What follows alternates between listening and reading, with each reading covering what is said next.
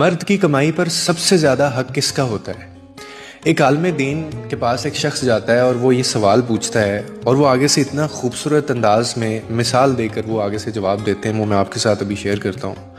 वो आगे से कहते हैं कि अगर एक मर्द के पास अपने घर वालों को खिलाने के लिए सिर्फ एक ही वक्त का खाना है ना, और उसके घर में उस वक्त जो है वो उसकी माँ भी भूखी है, उसका बाप भी भूखा है, उसकी बहन भी भूखी है, उसका भाई भी भूखा है और उसकी बेटी भी भूखी है और उसका बेटा भी भूखा है, ये उस घर में मौजूद हैं, लेकिन एक वक्त का खाना है, तो वो किसको खिलाए?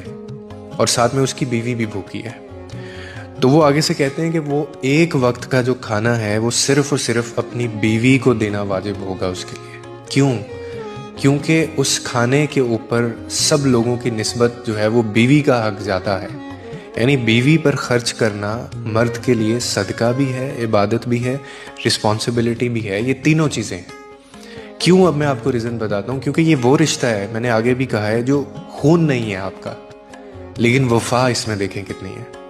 माँ बाप भाई या जो बहन होते हैं ये आपका अपना खून है, मगर बीवी वो रिश्ता है जो तुम्हारी किस्मत में लिख कर तुम्हारे नसीब से तुम्हें मिलती है, और फिर वो तुम्हारी हर थकन, हर दर्द और हर परेशानी को बांटती भी है। उसके दिल में तुम्हारे लिए दुआ भी होती है, तुम्हारी राह में कुर्बानी भी होती है। और फिर अल्लाह ने इसी रिश्ते के बारे में ये फरमाया है कि औरतें तुम्हारे लिए लिबास हैं और तुम उनके लिए लिबास हो। यानी आप अगर इसको थोड़ा सा समझें कि एक दूसरे का सहारा भी, इज्जत भी और पर्दा भी।